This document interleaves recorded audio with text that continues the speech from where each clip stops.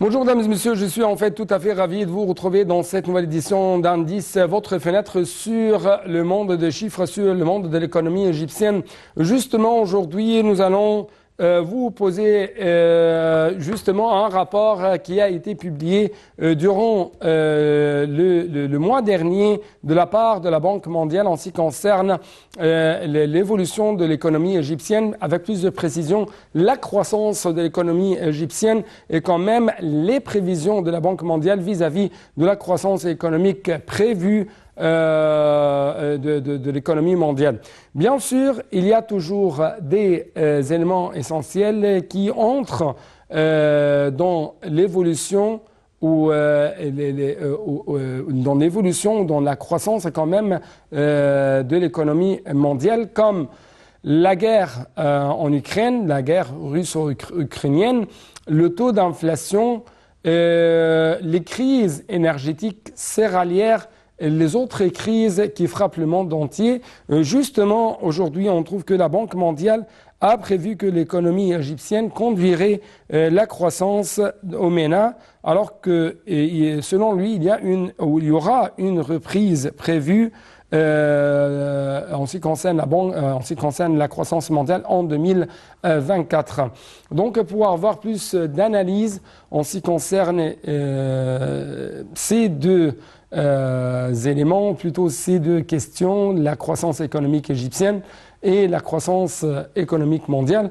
Nous avons actuellement en ligne de Native International Dr Amr Hamed, notre grand professeur de l'économie.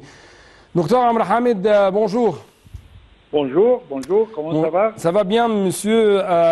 Merci beaucoup pour nous rejoindre à travers la ligne de Native International. Permettez-moi de vous poser cette première question.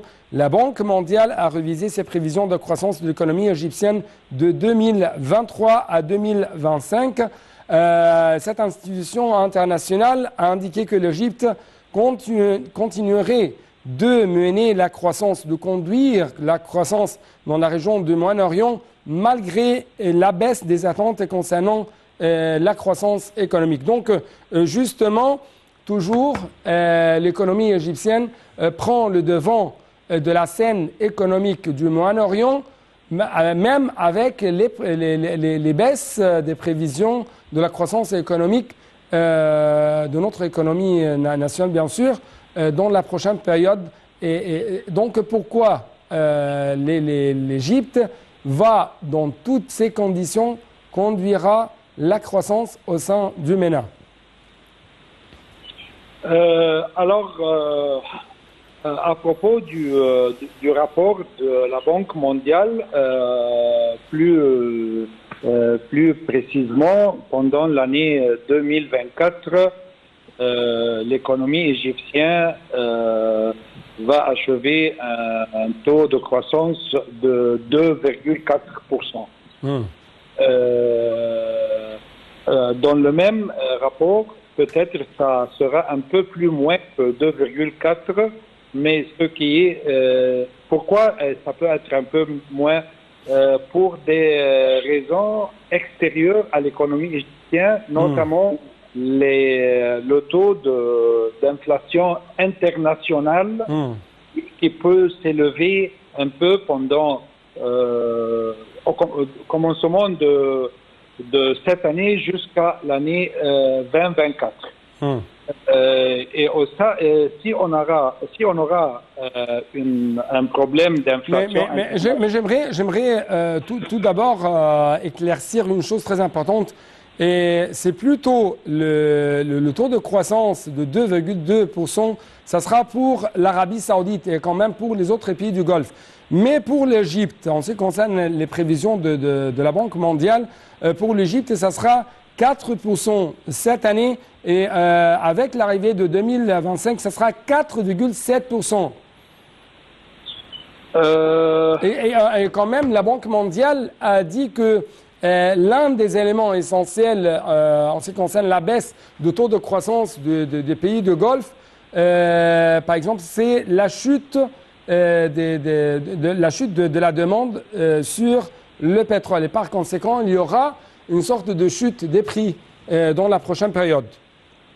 Peut-être c'est une analyse qui est un peu optimiste, mais dans le même rapport, le président de la Banque mondiale, M.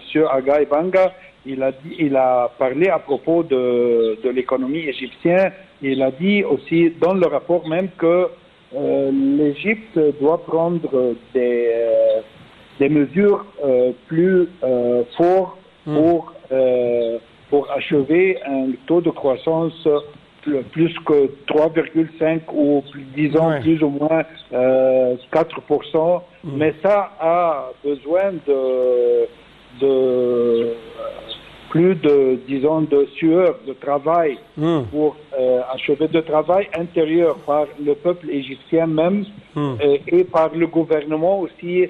Peut-être on a besoin de quelques changements des lois, des coordinations avec contrats internationaux, spécialement avec notre partenaire commercial, le plus grand partenaire commercial avec l'Égypte, pour établir la confiance dans l'économie égyptienne.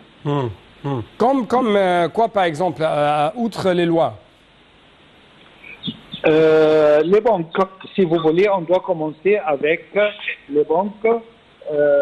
Les banques en Égypte maintenant sont tout à fait contrôlées d'une manière un peu plus que normale par la Banque centrale de l'Égypte. Et je crois que la Banque centrale doit être un peu plus pratique dans leur contrôle sur les banques en Égypte. On doit être plus pratique quand les banques travaillent spécialement avec le secteur privé pour faciliter les transactions commerciales avec l'extérieur. Oui. La hausse de taux des intérêts, comment cette hausse de taux des intérêts impacte le taux d'investissement en Égypte? Le taux des intérêts n'est pas toujours une mesure qui est attractive parce que le taux de l'intérêt, quand ça va augmenter beaucoup, ça peut donner l'impression que l'économie est un peu fragile. Alors, si on va jouer avec le taux d'intérêt, on doit le faire d'une manière très sensible. Et peut-être spécialement ce qu'on a vu pendant les derniers deux...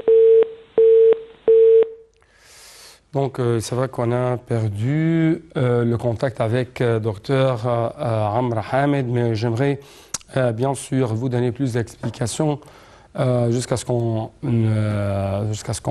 puisse récupérer le contact. Donc, la Banque mondiale a mis en garde quand même contre les effets du changement climatique, notant qu'entre 2 et 6% de produits intérieurs bruts d'ici 2060 seront alloués à l'identification des défis potentiels tels que la sécheresse, les températures élevées. Et il est attendu également à ce que l'économie saoudienne croît de 2,2% et en 2024 de 3,3%, alors qu'il s'attend à une croissance de 2,5% en 2025. Et donc, on a récupéré le contact avec M. Amr Hamed. M. Amr Hamed. Oui, je suis désolé, mais on a une clôture. Ça va. Justement, vous pouvez continuer votre explication en ce qui concerne l'impact de taux de change. Exactement. Non, on parlait maintenant des taux de l'intérêt. De l'intérêt plutôt, oui. Oui, alors, si vous voulez, quand les banques reçoivent des directions de la banque centrale pour augmenter le taux de l'intérêt, ça, c'est pas toujours pour le bénéfice de l'économie. Parce que si vous allez augmenter le taux d'intérêt un peu plus que le normal, ça peut donner l'impression que la confiance dans l'économie même est un peu fragile. Alors, si on va jouer avec le taux d'intérêt, c'est un, comment dire, c'est une mesure qui est très sensible. Ouais. Et, par exemple, quand pendant les 2 mois passés, la Banque centrale a donné des directions aux banques, spécialement les banques qui appartiennent au gouvernement, la Banque nationale et la Banque de Misr, et la Banque d'Alexandrie et la Banque du Caire aussi, et ils ont offert des taux d'intérêt un peu plus hauts sur le dépôt en dollars. En dollars. Plus que 5%. Je crois que c'était 5,5% ou quelque chose comme ça. Quel était le résultat? Il n'y avait pas beaucoup de...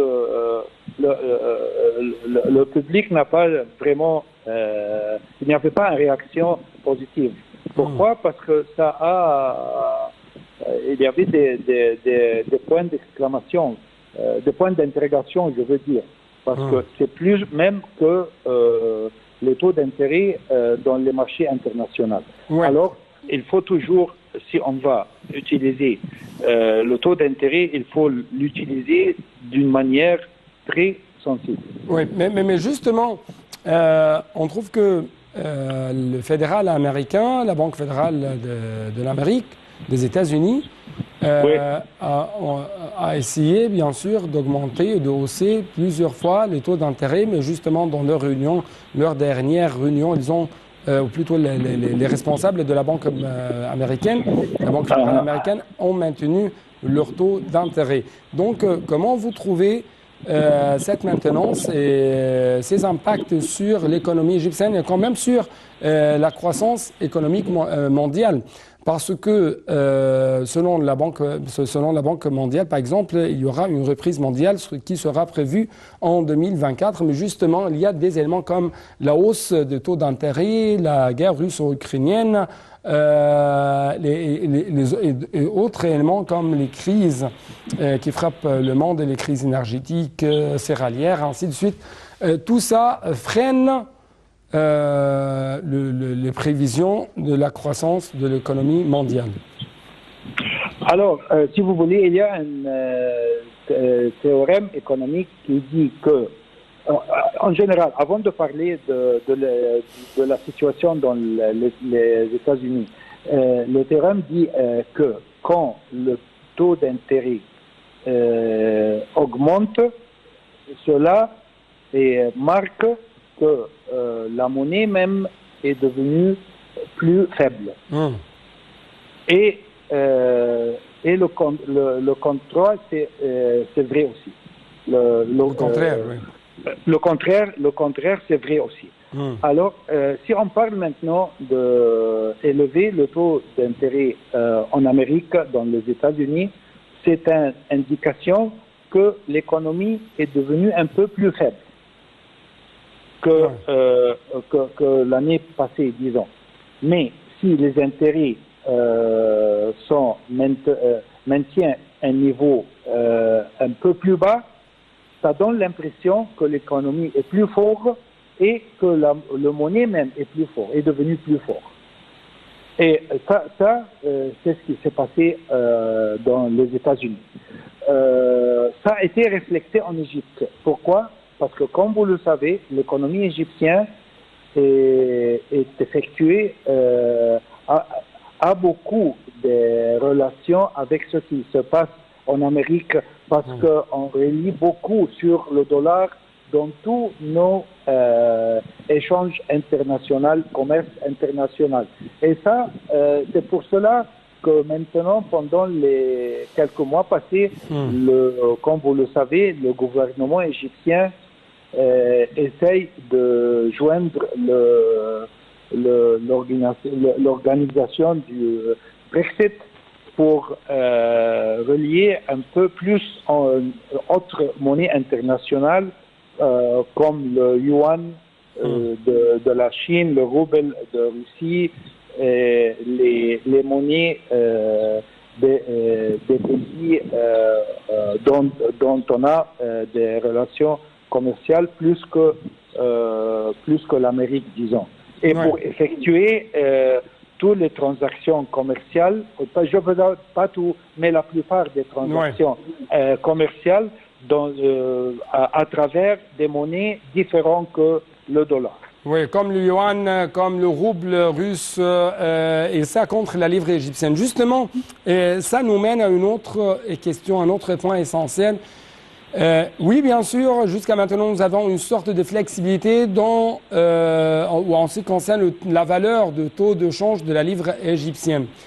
Mais durant les derniers jours, il y avait des déclarations très importantes en ce qui concerne qu'il y a toujours des tentatives de la part de la Banque centrale, de la part du gouvernement égyptien, de la part de l'État égyptien, en ce qui concerne la fixation. Il y a des tentatives pour fixer le taux de change de la livre égyptienne face au dollar. L'importance de ça ou l'impact de ça dans cette situation socio-économique, dans cette situation quand même mondiale. Encore une fois, c'est pas très agréable de fixer le taux de change de n'importe quelle monnaie, pas seulement le livre égyptien. Parce que ça, c'est un indicatif que les forces du marché ne travaillent pas. Et toujours Mais justement, il y a, Monsieur Amr Hamed, il y a toujours une sorte de flexibilité dans le traitement avec le taux de change. Exactement. Mais en même temps, sur le terrain, il y a des perturbations qui touchent les marchés égyptiens, qui touchent le quotidien des Égyptiens. C'est pourquoi il y a des tentatives de fixer le taux de change de la livre égyptienne face au dollar. Mais on a la situation maintenant qu'on a déjà dépassé cette étape.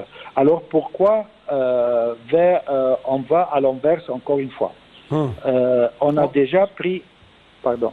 Oui, on va à l'inverse parce qu'il y a des perturbations, il y a des impacts négatifs sur le terrain, sur l'économie égyptienne, sur la vie des Égyptiens, sur la hausse des prix des denrées alimentaires dans les marchés ou sur les marchés.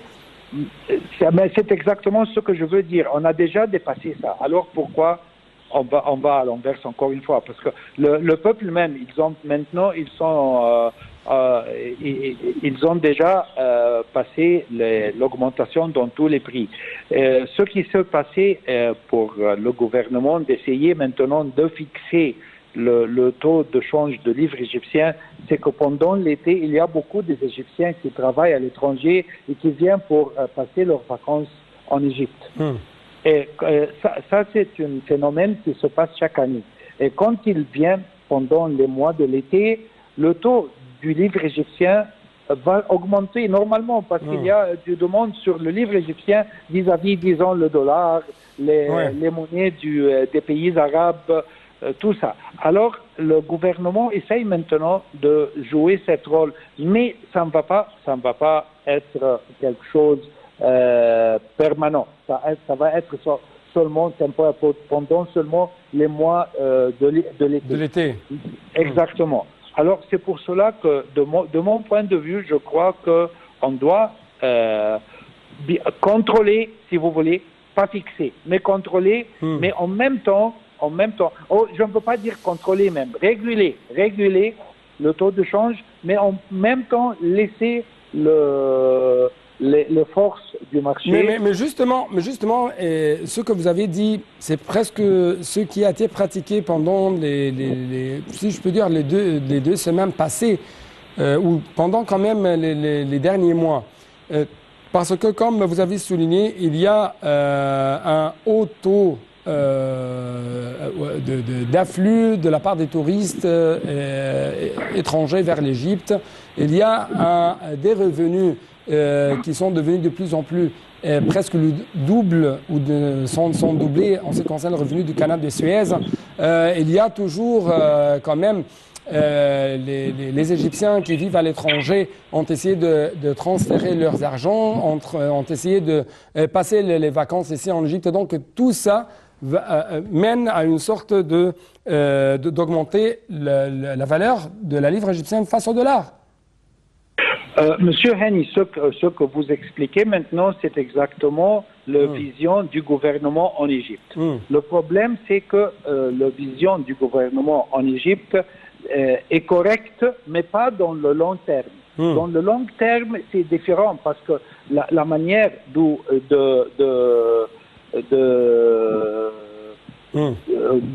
la manière du gouvernement de l'économie égyptienne n'est pas long terme. C'est une manière du business seulement, du business.